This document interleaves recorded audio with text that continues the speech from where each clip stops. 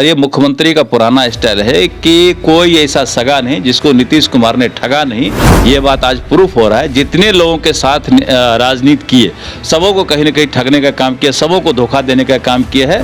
और आने वाले दिन में जो कुछ लोग बचे खुचे हैं उन्हें भी धोखा देंगे ही देंगे। नीतीश कुमार का यही अपना काम है। बिहार सरकार में पूर्व मंत्री रहे और वर्तमान में बीजेपी से विधायक नीरज कुमार बबलू जी हमारे साथ जुड़ेंगे, बात करेंगे। सर, लगातार उपेंद्र कुशवाहा जदयू से नाराज चल रहे हैं। कल उन्होंने एक लेटर जारी किया, उसमें उन्होंने कहा है कि पार्टी को कमजोर किया जा रहा है, डील हुई है, तमाम डील को लेकर जो है बैठक बुलाई जाए, सब कुछ साफ किया जाए। कैसे देखते हैं? देखिए, उपेंद्र कुशवाहा जी को जिस तरह नीतीश कुमार जी ने फंसा करके अपने दल में लाने का काम किया, अब वो चीज़ सामने आ रहा है। क्योंकि बहुत तरह की बातें इन्हें भी कही गई थी कि भाई आपको अगला मुख्यमंत्री तक बनाएंगे, ये कहा गया। अब मुख्यमंत्री का तो बात छोड़ दीजिए, मंत्री भी नहीं बनाया गया, राज्यसभा भी नहीं भेजा गया, एक एमएलसी बना करके छोड़ दिया गया।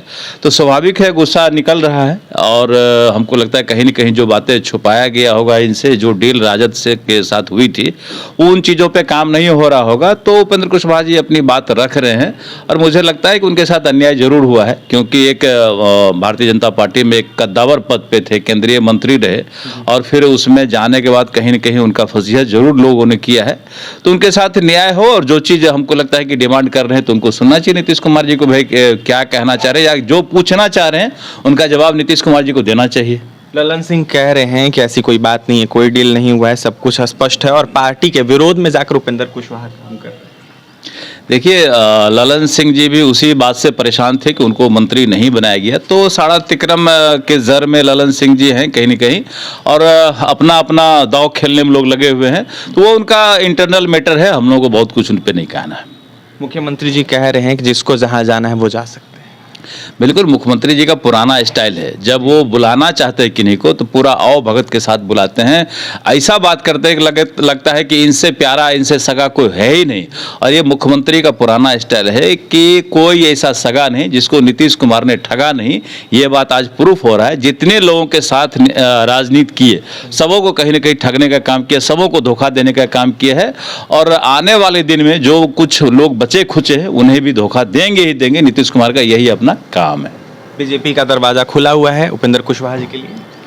देखिए, ये तो हमारे जो सीनियर नेता हैं वो बताएंगे, लेकिन भारतीय जनता पार्टी जरूर देखती है। अगर कोई काम वाला व्यक्ति है, कोई सही काम करने वाला है, समाज में सही अपना पहचान रखता है, तो ऐसे लोगों के लिए निश्चित रूप से दरवाजा खुला रहता है। पीएफआई के 3 संदिग्ध लोग पकड़ाए हैं बिहार से। लगातार बिहार में ऐसी घटना सामने निकल के आ रही है। कहा यह जा रहा था उन संदिग्धों के द्वारा कि राम मंदिर उड़ा देंगे।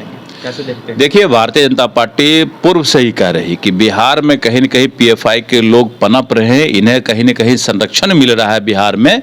तो इन बातों का ध्यान निश्चित रूप से मुख्यमंत्री को रखना चाहिए। इन बातों पर जरूर खबर रखना चाहिए कि पीएफआई बिहार में कैसे फल फूल रहे हैं। इससे स्पष्ट होता है कि नीतीश कुमार जी का मंशा बिहार के लोगों के प्रति ठीक नहीं है। वो राम मंदिर उड़ाने का जो सवाल हो तो उत्तर प्रदेश में राम मंदिर है, उससे पहले कोई बड़ी घटना बिहार में न कर दे। इस बात को लेकर के जरूर सरकार को सजग रहनी चाहिए। हम लोग तो अलर्ट करेंगे। अगर कोई घटना घटती है तो भारतीय जनता पार्टी चुप नहीं बैठेगी। एक सवाल और रहेगा सर आपसे, जिस तरीके से आम बजट आया उसको लेकर लगातार जदयू के नेता हो या फिर महागठबंधन दल के तमाम नेता, वो कह रहे हैं कि बिहार को कुछ मिला ही नहीं है, विशेष राज्य का दर्जा नहीं मिला। देखिए, महागठबंधन के लोग महा बेचैन हैं। इनको बेचैनी सता रही है कि आने वाले दिन में भारतीय जनता पार्टी जिस तरह से काम कर रही है, जिस तरह से आगे बढ़ रही है, पुनः बीजेपी की सरकार केंद्र में बनना तय है 100%। इसलिए इन लोगों को बेचैनी है कि भाई हम लोग करें क्या। इतना सुंदर बजट है, इतना बेहतरीन बजट है जो किसानों के हित में है, आम लोगों के हित में है, आम जन के हित में है। आप देख रहे हैं कि 5 लाख रुपया पे इनकम टैक्स नहीं था, उसको बढ़ा करके 7 लाख रुपया कर दिया। तो कम से कम 2 लाख का तो फिर और बढ़ोतरी किया गया कि जिसपे कोई टैक्स नहीं लगेगा।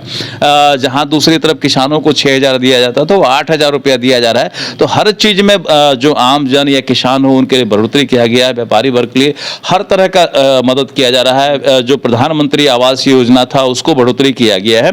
तो और क्या चाहिए इनको क्या अलग से फंड दे दे तब जाकर के इतना सारा पहले का 1.5 लाख करोड़ जो बिहार में से केंद्र के द्वारा भेजा गया उसका सही से उपयोग नहीं कर रहे हैं और पैसा मांग रहे हैं। तो इन लोग पैसे का दुरुपयोग करने में लगे हैं, कहीं न कहीं बंदरबांट करने में लगे रहते हैं, जिसके वजह से इनको उतना नहीं मिले। इनको लग रहा है कि हमको और मिले और मिले और मिले, कितना भी दिया जाएगा इनको लगता है कम पड़ रहा है। एक अंतिम सवाल रहेगा सर, अडानी को लेकर लगातार बातें हो रही है। विपक्ष लगातार यह कह रही है बीजेपी पर हमलावर है कि जिस तरीके से अडानी ग्रुप में पैसा लगाया गया वो LIC का पैसा है, गरीबों वंचितों का पैसा है और केंद्र सरकार गरीबों वंचितों के साथ नाइंसाफी कर रही है। आप देख रहे हैं कि बजट में केंद्र सरकार केंद्र की तरफ से किस तरह गरीबों का ध्यान रखा गया, किसानों का ध्यान रखा गया, कौन व्यापारी कौन बिजनेसमैन क्या कर रहा है, किसका पैसा कहाँ जा रहा है, इन लोगों को कौन सा खबर है। इन लोगों का एक ही काम है, सिर्फ और सिर्फ हम आरोप लगाए, बस आरोप की राजनीति करते हैं। बाकी इनके पास कोई जानकारी नहीं है, कोई तथ्य नहीं है, तथ्य से पड़े ये लोग आरोप लगाते हैं। इनका एक ही काम है आरोप लगाना। देखिए, तो हमारे साथ नीरज कुमार बबलू जी थे। तमाम मुद्दों पे हमने बात की, जिस तरीके से अडानी की बात हो या फिर उपेंद्र कुशवाहा की बात हो, तमाम बातें कही थी नीरज कुमार ने। क्या कुछ कहते हैं आपने सुना है। और भी तमाम खबरों के लिए NBC 24 के साथ बने रहें। बहुत बहुत धन्यवाद।